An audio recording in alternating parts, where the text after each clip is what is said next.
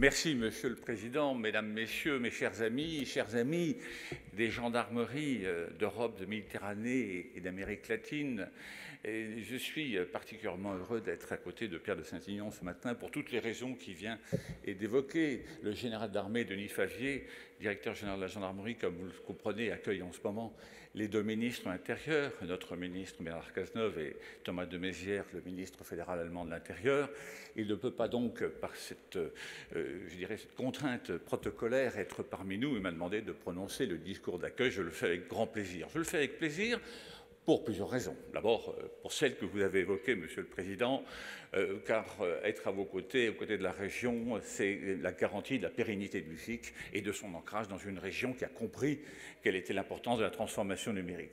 Plaisir de vous accueillir toutes et tous celles et tous ceux d'entre vous qui sont fidèles au FIC, parce que chaque année, on les voit revenir, on vous voit revenir avec plaisir. Ça montre que le FIC répond à vos attentes. Et puis, j'attends aussi beaucoup de plus de 1000 personnes nouvelles qui se sont inscrites et qui sont présentes parmi nous.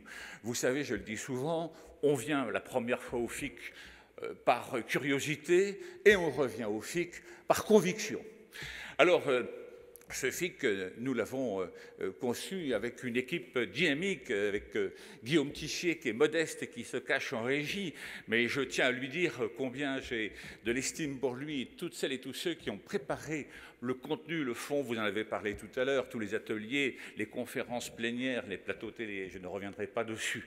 Nous avons travaillé parce que nous avons l'ambition de concevoir ensemble, de construire ensemble un cyberespace à la fois plus sûr et plus libre.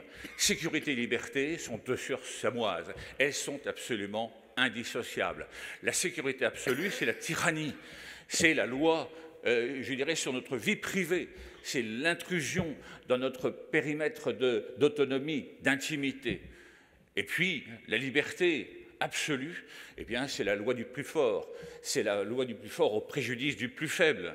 C'est également cette liberté absolue par rapport à ce qu'on pourrait appeler le Faustrecht.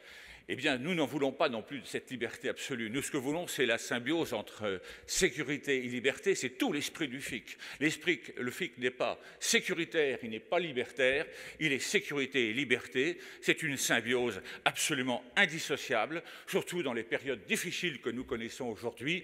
C'est une exigence républicaine. Alors, nous allons parler pendant tout ce FIC de droit, de technique, de politique industrielle, d'enquête, de forensique, de mesures de protection, de prévention, de défense, de sécurité. N'oublions jamais que ce sont finalement les voies et moyens, les modalités, et que tout ça doit s'inscrire dans une finalité, dans la recherche du sens. Science sans conscience n'est que ruine de l'âme, disait Rabelais. Eh bien, une cybersécurité sans conscience, une cybersécurité qui ne replace pas l'homme au cœur du dispositif, est une cybersécurité qui est vouée à l'échec. Le FIC a été créé pour décloisonner, pour faire en sorte que nous ayons une approche latérale, une approche diagonale. Le FIC a été créé pour qu'il y ait du partage, de l'échange, de la confiance. Et c'est parce qu'il y a du partage, de l'échange, de la confiance qu'il y a de la solidarité. Et nous croyons la solidarité, notamment les solidarités territoriales.